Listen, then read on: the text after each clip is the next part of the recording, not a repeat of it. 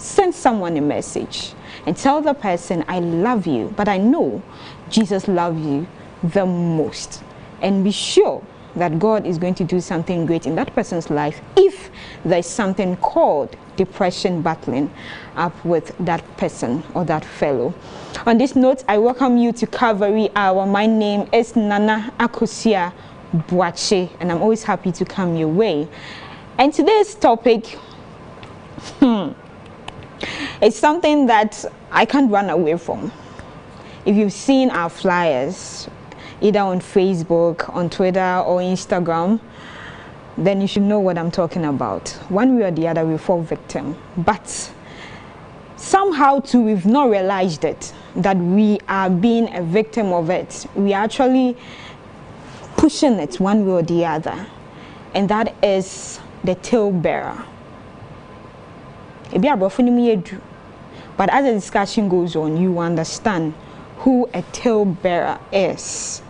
And in the house is our very own pastor, General Osajefo.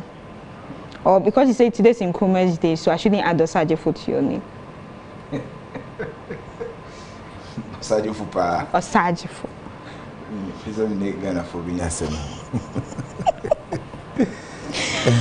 Okay, so it's Nkrumah's Day as well, and we are celebrating him for his good work, right, Pastor?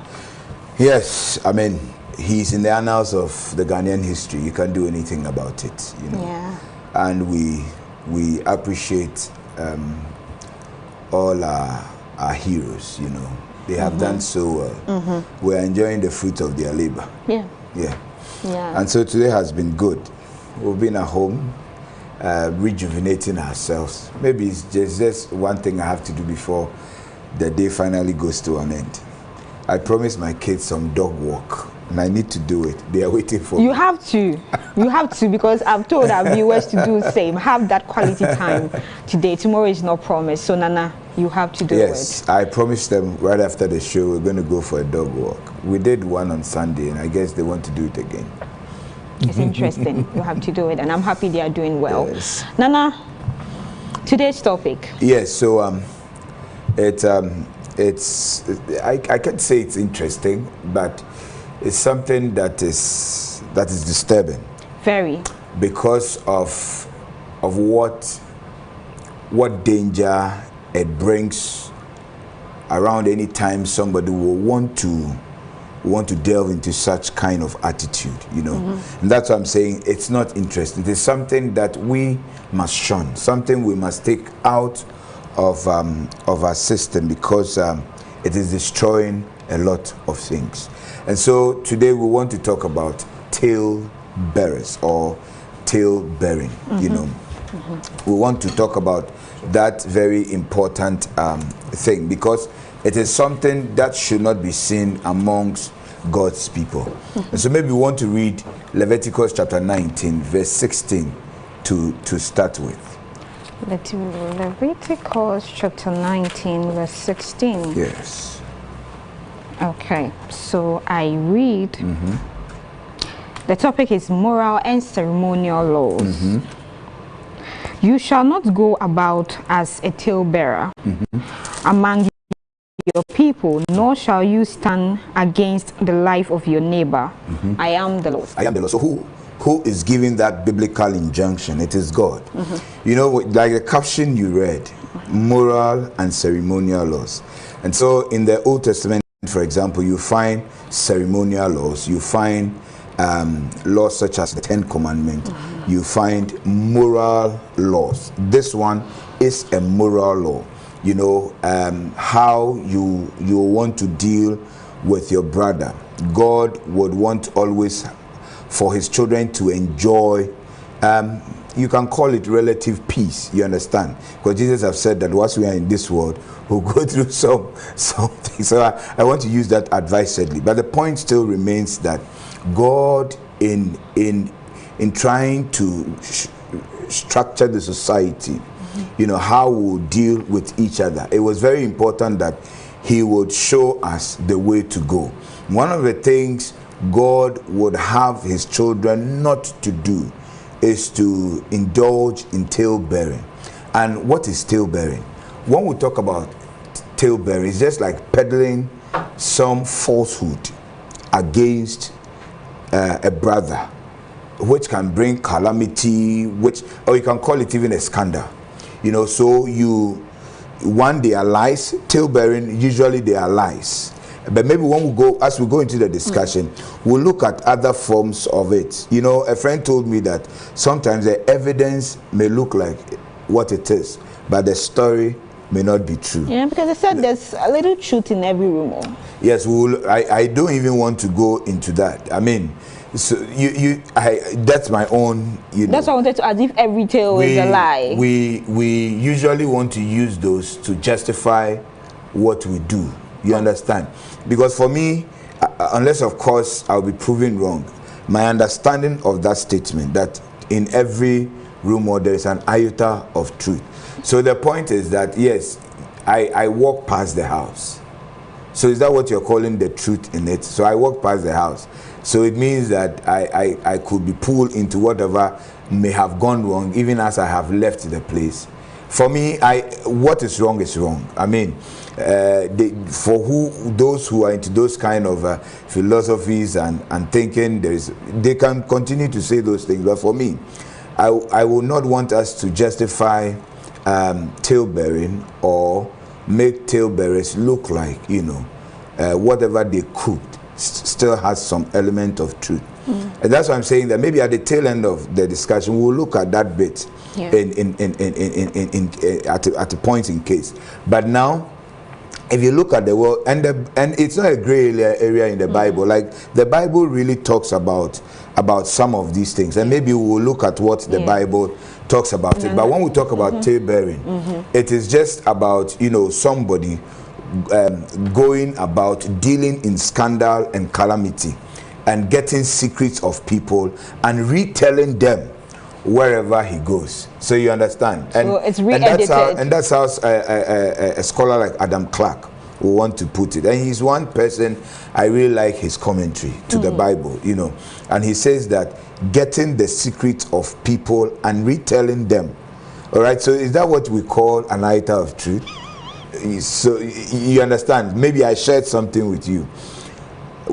I may have confided in you. Now you go about retelling so that you can get hearing about what we discussed. You are packaging it again, you know, but you have an aim. The aim is to denigrate me. The aim is to you know, put shame. It is not something that will bring something good to the one who has become the victim of the talebearer. You understand? And so that is what it is. And the motive is to expose the weakness of the victim. All right. So I come to you, I share something with you, and you go about retelling whatever I have shared with you, and it's just like you are telling out there about my weakness and putting me in an unfavorable light. So whatever the talebearer is doing at the end of the day is to cast a snare at your reputation, your integrity, and to destroy you, to say the least. Nana, you see, most of the time I may has focused more on the human aspect before moving to the Bible. Today, this particular topic, I would want us to begin with Christ. Because, you know, growing up, where I went, my senior high school, I wouldn't actually mention it. No, but you should be proud of that. Oh, I'm proud, but for some reason. Okay, yeah, I get you. Just want me to don't say let me push you. Don't let me push you. I went to a girls' school, actually. I'll mention it. Yes, don't let me push you. I really attended girls' school. I had a couple of mates. One time we had a discussion.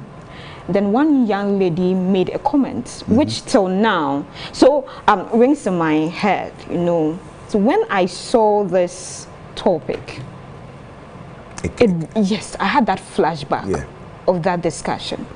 And she mentioned that my father says Christ didn't resurrect. He was stolen, like his body was stolen. It's not true. So for me, being a Christian, sometimes I even doubt if I'm saved. Nana, people have stories about Christ. People have made their own stories. So a non-believer who have gone through this series of discussion with various people who have said one way or the other their own side of the story pertaining to Christ, how are you going to explain for someone to really believe that, see, Christ came here on earth, lived like us, in fact, he came as a human, died and resurrected? Sure. You see, when it comes to the subject of Jesus Christ, the Bible tells us into details, right from the Old Testament through to the New Testament. So if you look at one of my favorite books, like the book of Isaiah, Isaiah spoke extensively about Jesus. So the prophecies about Jesus is well detailed in the Old Testament. And I just mentioned the book of Isaiah and a couple of other books. But Isaiah dealt extensively with such prophecies. And the prophecies were fulfilled. You get my point. So you read, let's say, for example, I'm just trying to link it to the specific example you gave, that people think that Jesus never resurrected but was stolen. We'll look at that. But I'm just saying that if you look at the prophecies concerning Jesus, all from the Old Testament, you find its fulfillment in the New Testament. Maybe we'll not get time to look at them one by one. But the point is that if you look at the book of Isaiah, it spoke extensively about Jesus. Maybe we can look. So it talks about the life, I mean the birth, the life, and the resurrection of Jesus. I mean, the Old Testament is not too silent about that. And in the book of Isaiah chapter 53, we find a lot of them about Jesus, you know, and stuff like that. So if you look at like, for example, what you mentioned, if you look at John chapter 2, verse 19. John chapter 2 verse 19. Yes, John chapter 2 verse 19.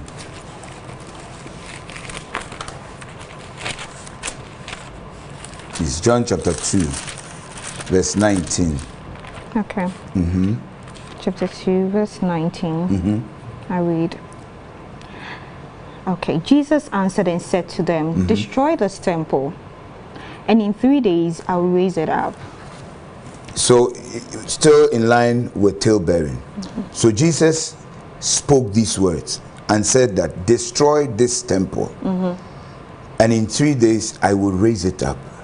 I want us to take notice of how it began. Destroy this temple. It means that Jesus is now talking about, referring to the people.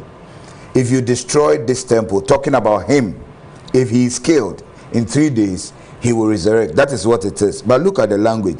Destroy this temple, and in 3 days I will raise it up. So you will have to destroy it, and I would resurrect it. I don't want us to forget about that. Then let's go to Mark chapter 14. Mark chapter 14 verse 58. Mark chapter 14 verse 58. Mark 14:58. Okay, so I read. Yeah. We heard him say, I will destroy this temple made with hands. I want to start all over again. We heard him say, I will destroy this temple made with hands, and within 3 days I will build another made without hands. You see a clear case of talebearing, even with the man himself, Jesus.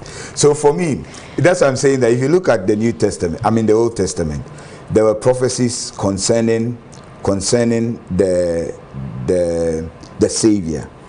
When you read the Gospels, and we have dealt with one already. We have dealt with Matthew chapter 1. We have dealt with it already. Yeah. Probably that's why we may not even spend too much time there. But the point is that the life, the birth, the life, and resurrection of Jesus did really happen. So if you look at the Gospel, when the guys came to announce to the authorities that the guy is nowhere to be found, they were bribed to go and say that the body of Jesus had been stolen. All right, and that's why. So it will be the figment of our imagination to think that Jesus never resurrected, but even before he would do that, then with the story of Lazarus, he has shown the way already that it is possible, you know. So he himself will die in 3 days, and 3 days will be resurrected. So yes, people will twist and turn even the thing about the Savior himself and make nonsense of it, so that we will not adhere and will not believe and trust in what Jesus has accomplished for us. You see, it's a very remarkable event in Christianity that Christ died, and Paul says it. You read 1 Corinthians chapter 15, and he says that if Jesus died and did not resurrect, then we are of most men miserable. Miserable. We are most miserable of all men. Because if Jesus didn't resurrect, then we have no hope. Then we have no business in what we are doing. All right. So for Jesus's birth, for Jesus's life, that is his ministry, which I like the way it's put in Luke chapter 4 verse 18. Maybe you want to read one. Yes. I see you always. Yes.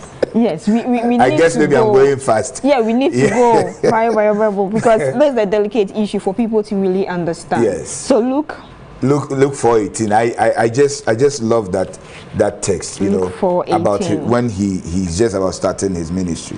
And with many other exhortations he preached to the people. But Herod. Luke chapter 4 verse 18. Verse 18. Yes. Okay, so just 18. And with many other exhortations he preached to the people. Actually, that's it. No. Let's look at Luke chapter 4. Verse 18. Okay, Jesus rejected at Nazareth is the topic. Okay. The Spirit of the Lord is upon me. Exactly. That's the point I want to. He says, the Spirit of the Lord is upon me. Because he has anointed me to preach the gospel to the poor. To the poor. He has sent me to heal the brokenhearted. Exactly. To proclaim liberty to the captives. To the captives. And recovery of sight to the blind. Yes. To set at liberty those who are oppressed. To proclaim the acceptable year of the Lord. So Jesus had a mission. We have dealt with his birth. You know, how his miraculous birth in Matthew chapter 1 already. Yeah. But if you look at his life, those things he said, and that's why another interesting thing is when John was imprisoned by Herod, and it got to a point in time, I guess John was human. Of course. It got to a point, it got into his skin, you know, and all that he said about Jesus. Now he had to, you know, when you're in crisis, you can do a lot, you can say a lot of things and do a lot of things. And God is going to use all of these things against that's why someone would say that prove yourself. If you are really God, prove it. You know, those kind of words. So he said that he said to his disciples, go and ask Jesus whether he is the one to come. And Jesus also sent those same disciples go back to John and to tell him of what they have seen, of which John had already spoken of. All right, and that was his mission statement. That was what Jesus came for. He came to die and redeem us from our hopeless situation. And that also did happen. And I mean, in the tail end of all the gospel writings, you find his resurrection story also appearing. In fact, Jesus resurrected. Don't forget that Thomas even doubted, and so Jesus would have to appear to them when it was told to Thomas, and he will show. And what did Thomas say? Oh, now I believe. So I guess that is what it is. But the story about Jesus, it has not begun today.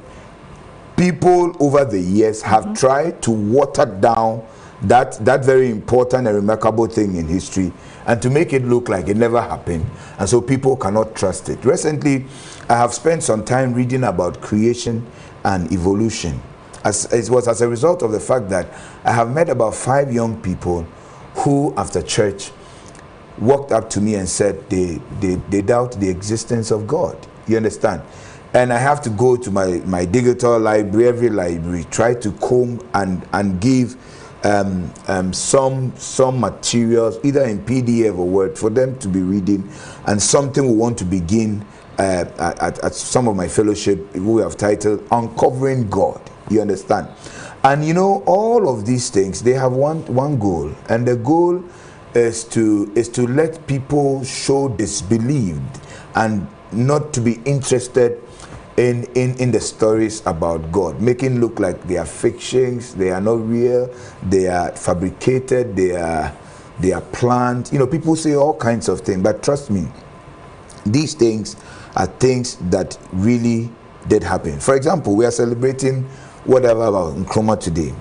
When Nkrumah was born, I didn't even know where I was. When he died, I was not here. All I have read is in books about Kwame Nkrumah in my history and whatever class. That's all. But I believe that he was once the president here in Ghana.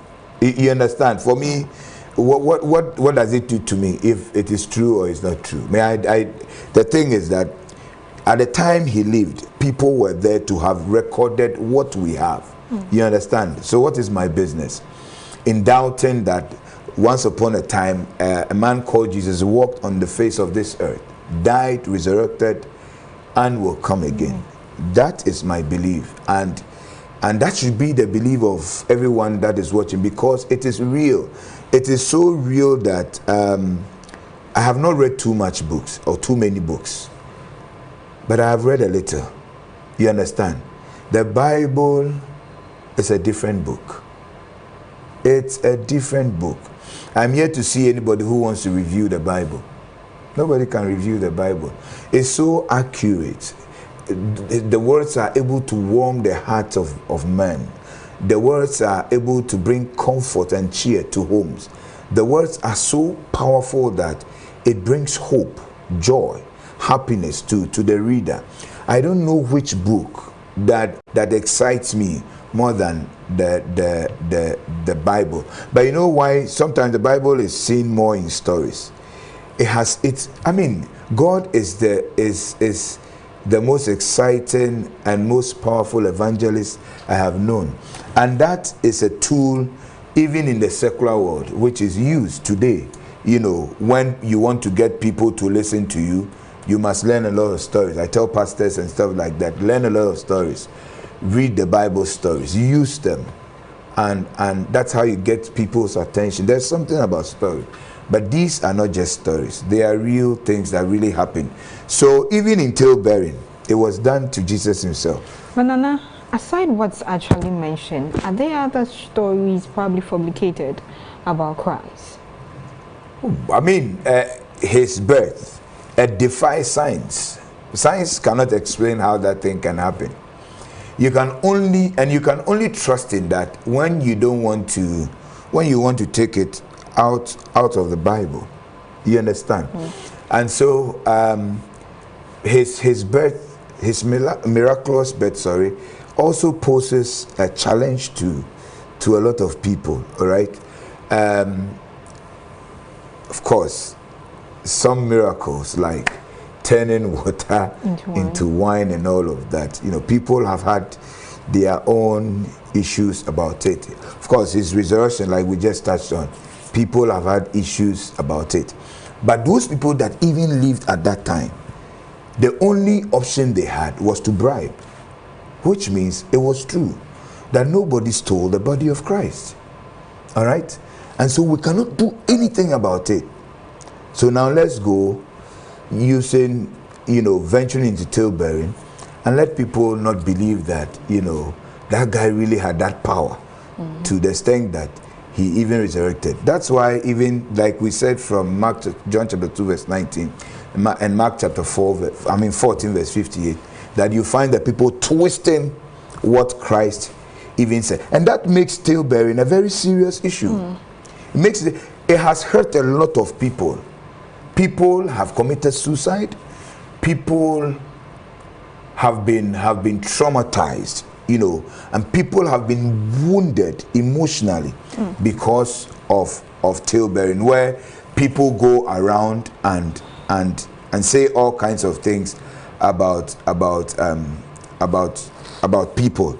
So it's like I said, because we are this thing, you can find examples one after the other throughout the Bible.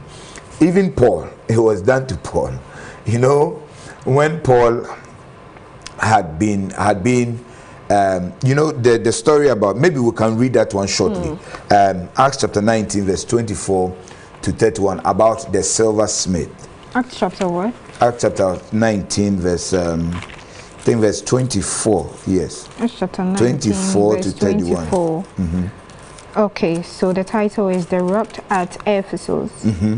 For a certain man named Demetrius, a silversmith, who made silver shrines of Diana, brought no small profit to the craftsmen. He called them together with the workers of similar occupation and said, "Men, you know that we have our prosperity by this trade.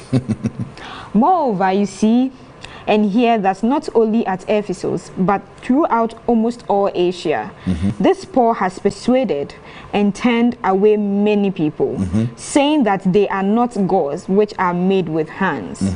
So not only is this trade of ours in danger of falling into dispute, but also the temple of the great goddess Diana may be despised and her magnificent destroyed." So we can even pause there, because what I mean, the story is clear. Now Paul is a threat to us. Let's cook something for him. Let's cook something about him, because he is depriving us, so to say, of our daily bread, and he's casting doubt on Diana the goddess. All right, and we cannot do that, not just in Ephesus but all around. People are not going to come and for us to make for them symbols such as that. And Paul says that there is no God that is made with human hand, clearly distinguishing the true God from the false gods. All right, and the people knew that Paul had a strong case and that people were going to follow him. So let us now cook and fabricate and retell everything about, you know, what Paul is doing. I guess you still want to continue, huh? Of course, because so interesting, so people understand. I would like you to follow as well as Acts chapter 19 verse 26.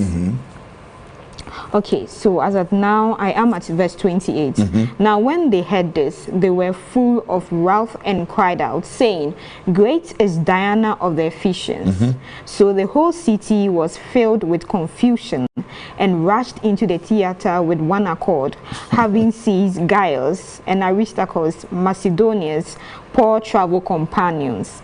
And when Paul wanted to go into the people, the disciples would not allow him. Then some of the officials of Asia, who were his friends, sent to him pleading that he would not venture into the theater. Some therefore cried one thing and some another, for the assembly was confused, and most of them did not know why they had come together. Anyways, I think I'll end here. Yes, so I mean, the point is very clear that they you know, now that's what the talebearers do. They create confusion, you know, that and that is their sole aim.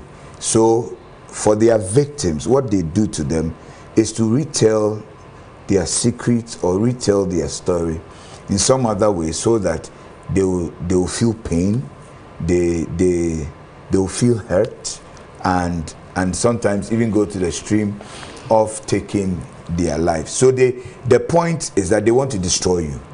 Now let's come down to our normal livelihood. Okay. So what if I've seen something about you? I have told you, Nana, this particular behavior of yours, I don't like it. But you keep doing it. So I intend telling someone else about what we have actually discussed. It's not a tale, right? I'm not a talebearer. No, you see, we can discuss that also. So for example, like you said, maybe it has to do with an attitude or something. And it's either affecting you directly or indirectly. That is one. And there is something maybe as a Christian friend you find me doing that knows the consequence, if not for anything. I may lose out in my salvation. You understand? Very important. My point is this: you must be very tactful how you deal with whatever issue it is. You know, we must not be too quick to look at the third party thing. Well, the point is that maybe you may have handled it in a particular way. Now, telling another person, how is the person going to handle that one too? Is of great importance. Don't forget that we have a biblical example where either when it says that when you are going to take your sacrifice to the temple, remember that you have Matthew chapter 5, when you have a problem, you drop it, go to the individual and try to resolve it. You try your best. If they are not ready to bring in another person, if they still persist, let them be. All right, that's an example we have there. So I'm saying that we cannot say that we cannot be interested in the affairs of people. I am just saying that we must be very redemptive in everything that we do. That is where our problem is. Our approaches have not been redemptive enough. Nana. So if the thing is true, and I am telling you about this issue that is going to destroy you, I think that I would have to, maybe I cannot even say it myself because of the status of the person in the society and all of that. And I want to be even bring in a pastor. I'm just making an example, bring in something. But I'm saying that must be carefully thought of. The fact that you cannot say it should not be said to just any other person. Because at the end of the day, what was your objective? Your objective was to redeem the individual. So if you don't reach that objective, what was the essence of the step you took? I'm just saying that people must be very, very careful when it has to do with very sensitive issues. I would have wished that people would be bold enough to, if you say they are your friend, what stops you from going to them and telling them? Nana, we'll come there. You might not understand. It's not as easy as you think. Oh. Dear one, see, it's so much to take in, and I know you are also getting it as well. There's more to ask and more to understand and learn when it comes to a talebearer. Dear one, we'll be going for a quick music break, but then I'm reminding you that you can join the conversation through our WhatsApp line 0559-680066 by sending in your comment or your questions. If you are watching us on Facebook or YouTube, you can as well drop it at the comment section. That is Hope TV Ghana. Just watch and drop your questions. We're going for a quick break. We'll be back. Please go nowhere.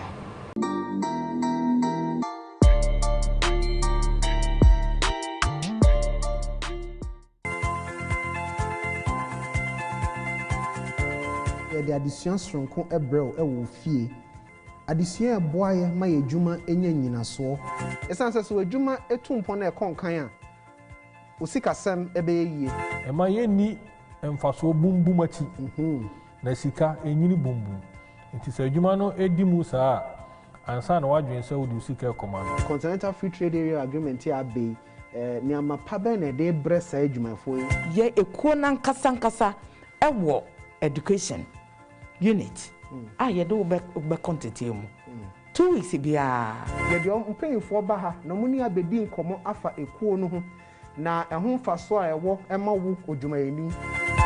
Hope Business Forum, showing this on every Tuesday at 8 p.m. live only on Hope Channel Ghana.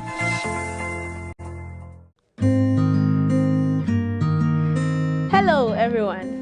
My name is Dr. Mami Ifuakosa, and you are welcome to my consulting room. In the consulting room, we listen to you, we examine you, and find solutions to your health and wellness. In the consulting room, we listen to you, we advise you. However, we advise that anytime you feel unwell, you feel sick, kindly visit the hospital see your doctor and have a thorough checkup for best medical care. Your questions and your suggestions are highly welcome. Kindly send them to us on WhatsApp 055 968 0066 or through email at hopetvghana@gmail.com. Join us every Monday at 8 p.m. on Hope Channel, your preferred Christian TV station.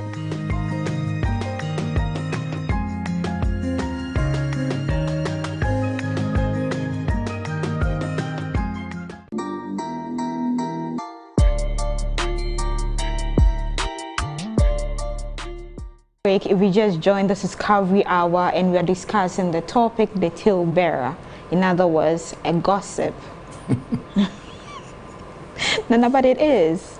That's what it is. Yes, a gossip. People who go around spreading snares and scandals. Yeah. That is what we are discussing. So you can join in the conversation through our WhatsApp, and then Facebook, and then YouTube, the comment section. If you have a WhatsApp line, then you should know that it's 0559 680066. Just drop it there. We read it all out for you. Nana? Yes, so maybe we want to look at why people do that. So, like I've spoken of the fact that they seek to expose the weakness of their victims, you know. By the end, they want to destroy them. They destroy the confidence in their victims, and that is very true. Like, so that of what we read of about Paul, you know, they create confusion, and you no longer has that kind of zeal to continue to do what you want to do. And you know, because of the serious nature of talebearing, God needed to add it to the 10 Commandments. God needed to, and that's the 9th commandment, all right, that thou shalt not bear false witness. And for God to have included that in the 10 Commandments, that's found in Exodus chapter 20, verse 16, makes it very important thing to notice. And that is something a lot of us are guilty of. And so we must be reminded of that. And maybe we can spend some of the time looking at the harm this attitude brings to the individual who is doing the talebearing themselves and what we call their victims. Okay, Nana, before we go there, a quick question from a viewer that I think was also bothering me. Okay. You know, we have some people, it's actually their job. I don't want to use the word I don't want to use the word spying on someone, but it's their job to report the doings of other people. But Christ was not silent on all of this. He says that, you know, remove what is in your eye before you think about removing that of another person.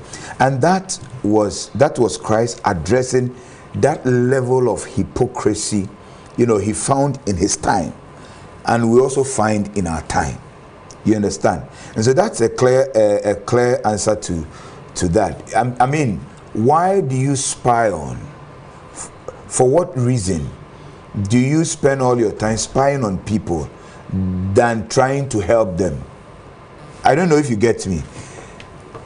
Yes, it may be a brother is in some kind of attitude or some kind of behavior or whatever it is. My point is that why are you spying on them? Are you spying on them to help them or to destroy them? Nana, for example, my boss, Mr. Mon, will say that, Nana Kushia, please, from now on, if anybody should drop a poly bag in the studio or in the control room, and the person doesn't pick it up after telling them, come and report to me. What did he say? After telling them? So meaning if I go to report after telling them, I'm not being a talebearer. No, right? that's also another discussion. You know, but we're saying that with this particular talebearing thing that the Bible speaks of, these individuals are seeking to harm you.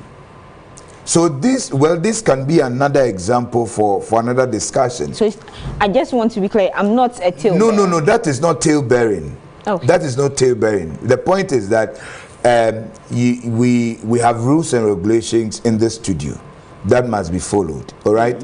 So somebody is fond of leaving the air condition on when they are the last persons to leave the studio, and it should not be continued.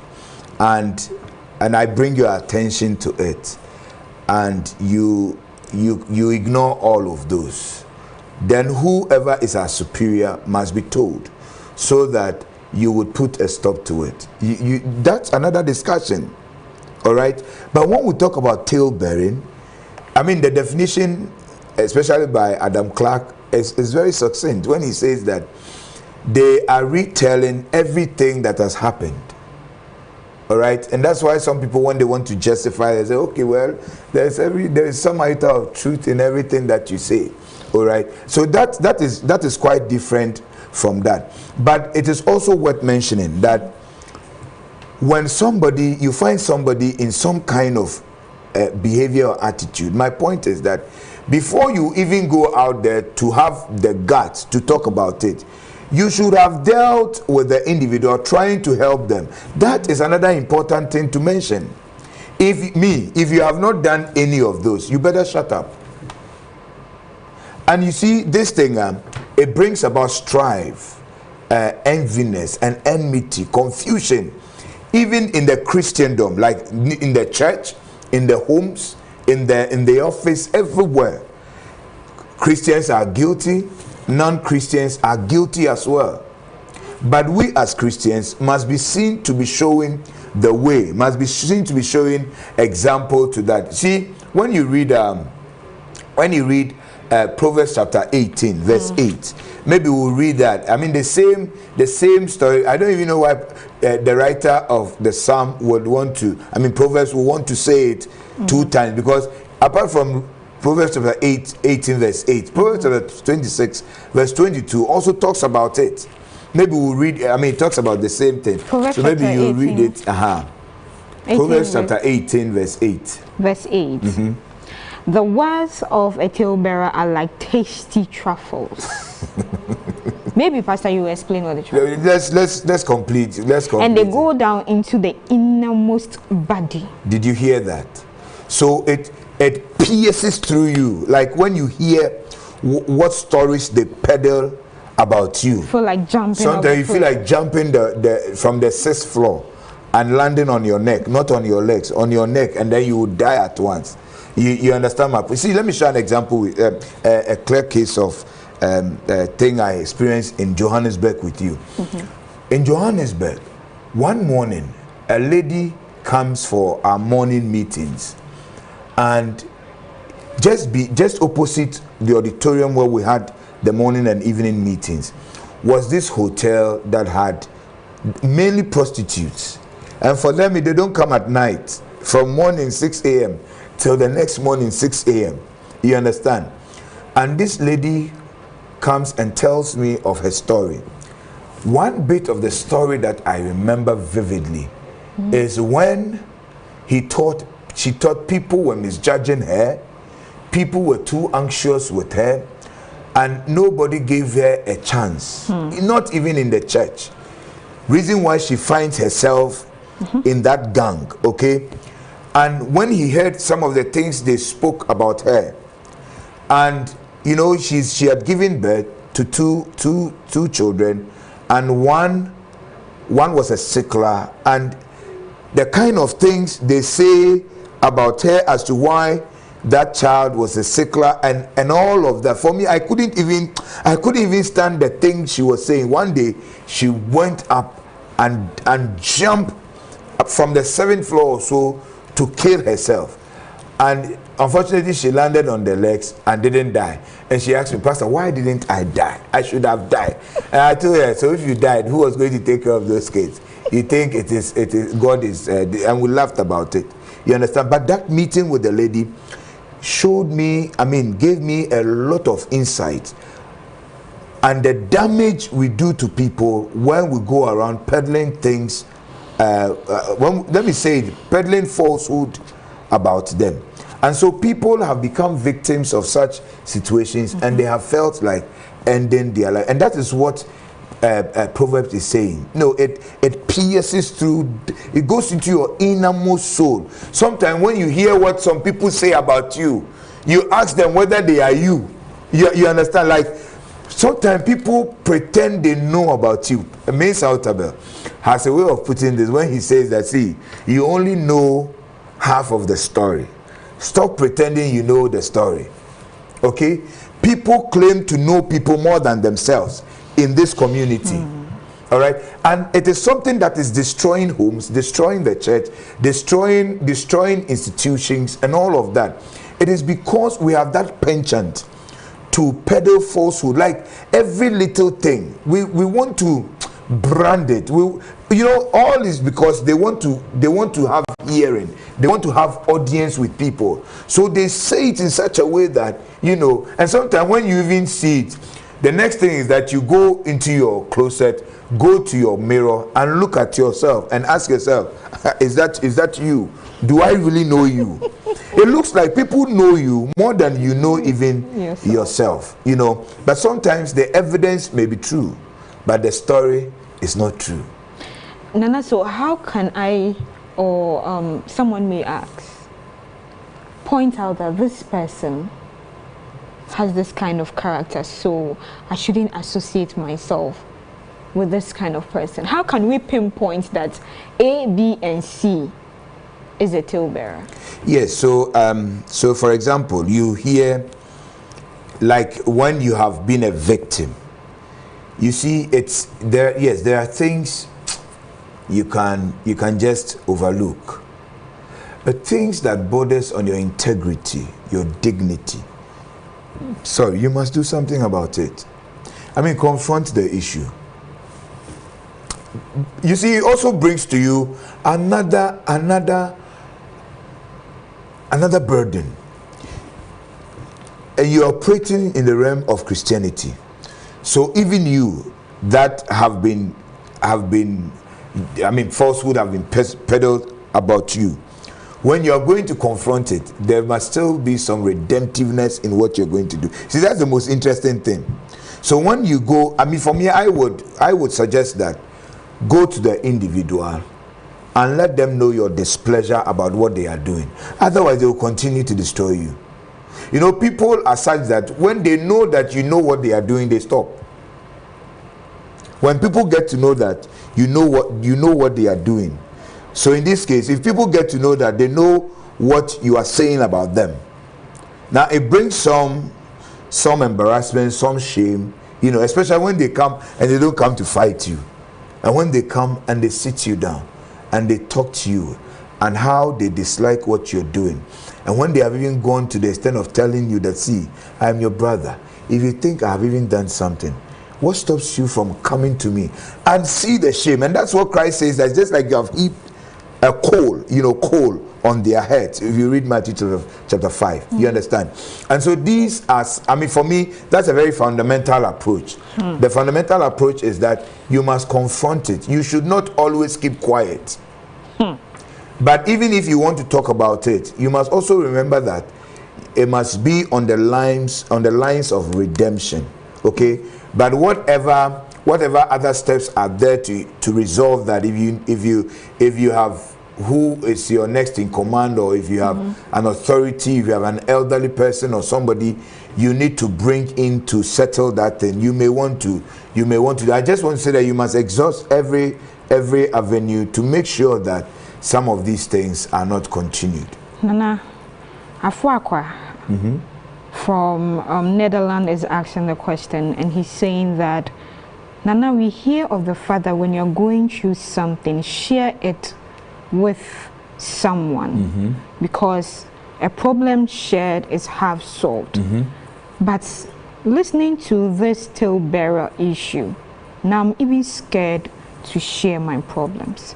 Maybe I should die out of it than let someone know. In as much as I agree with you, you must still seek for help. See, I always say that know who you are confiding in. That's also very fundamental. And that draws down to the question I asked you, how can you tell that this person I'm actually discussing this issue to or worse, it's going to be a so you must know them. You must know them. Even for us as counselors, one of the things we do in the very initial stages in our counseling is to assure the client of confidentiality. Why do you think we say that? With me, for example, I spend quality time talking about how confidential I am. And for me, in my practice, that is my hallmark. That is where that's one of my strengths. You understand? And even when I'm praying, I spend some time praying about that alone. God, you know I hear a lot of things. It is only a privileged position. That is all. Nothing more, nothing less. I don't want to betray anybody. Even if I'm sleeping, hit my mouth, God, boom, and let me keep quiet. So see, I'm just giving this counsel to my brother. Talk to somebody you can trust. See, the truth of the matter is that you can't say you can't trust anybody around you. There is one person that you can, otherwise speak to a professional. Go to a professional and speak to them. And especially those of you outside of the country where you say it's in Holland, as for you have that system. So you don't even have to, maybe you have to pay some small money and then you get the services of those people. But if you will pay money, some small amount of money, and have your life, do it.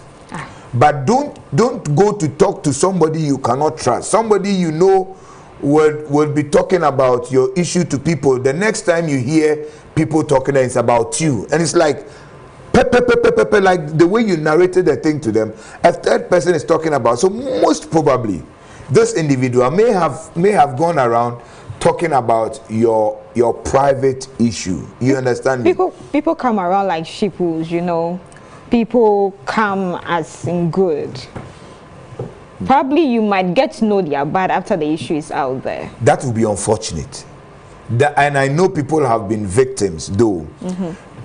And we learn from those kind of unfortunate incidents, so that if I want to take some of these initiatives, then it means that I must be more careful, and that's why we have professionals. You can walk to a hospital where they have clinical psychologists. You can walk to people who have counseling firms. You can walk to the counselor of your school. You can walk to, and that's why even in schools, most counselors shy away from disciplinary committees. Okay, the same person who is counseling you. Now you go to the disciplinary committee and he is there or she is there. So for me, my small time on campuses, I've always run from disciplinary committees. I really don't want to be part of the disciplinary committees. You understand? Because of where you sit. They come to you, you talk to them, you give them counseling, you do all this. They are brought to the disciplinary committee and you are there. I feel that go to the disciplinary committee and you'll be referred to me. That's my own thinking though. Dokas from Dansoman says, Akosia, please ask Pastor for me. As you were saying earlier, should I disassociate myself from such people, especially if it's my friend or sister, stay so far away, not even talk to them at all? Or better still, if I talk to them, still keep my distance? I agree with you perfectly. Do not associate yourself with talebearers. They will bring you pain, shame, embarrassment. They will drag you into things that you have never dreamt of. Do not be a partaker in any of their talebearing syndicates. And there's this word that I'm looking for, whether it's voyage or whatever. I mean, don't be part of their talebearing stories. Don't associate with them. If you are there and they use your home as where they begin, stop it from today. And that is the truth of the matter. Sometimes it could be where your market, I mean your store or your office is. That's where break time people come and they start talking about people. Somebody has said it here. Yes, you should. The hairdressers. Yes, salon the tailors. Yes. Don't make those places so enabling for them to, when they start, tell them, please, you can take it to that under the tree there. Don't be part of it. Don't be part of that kind of syndicate. It's not really good. It's destroying a lot of people. See, maybe you want to read Proverbs 26:20 and see what the writer also says about some of these the kind of strife it brings among people. 26 verse 20. Where there is no wood, the fire goes out. Is that not true? Yeah. Go ahead. And where there is no talebearer, strife ceases. Simple. So if you accommodate them, there will always be strife in your home. So when I talk about your home, wherever you are, there will be tension in the morning, in the afternoon, in the evening, in the night. Even when you are sleeping, you have dreams about it, so you continue in your talebearing. I mean, it is so bad. It is so bad that it must not be encouraged in any way. And you see, people can train people can train themselves to speak well of people. See, if you want to spend time talking about people, talk about their abilities. Talk well about people. Don't spend time destroying people. Yes, what you may even be saying is true, but what have you done about it? That is the bigger question. So for me, if you come and you say all this, I ask you, so what have you done about it? Nana, time is so sad. No, I like the parts you say, even in their dreams. They will dream about it, so they continue there. Okay, Emmanuel says, good evening, Pastor.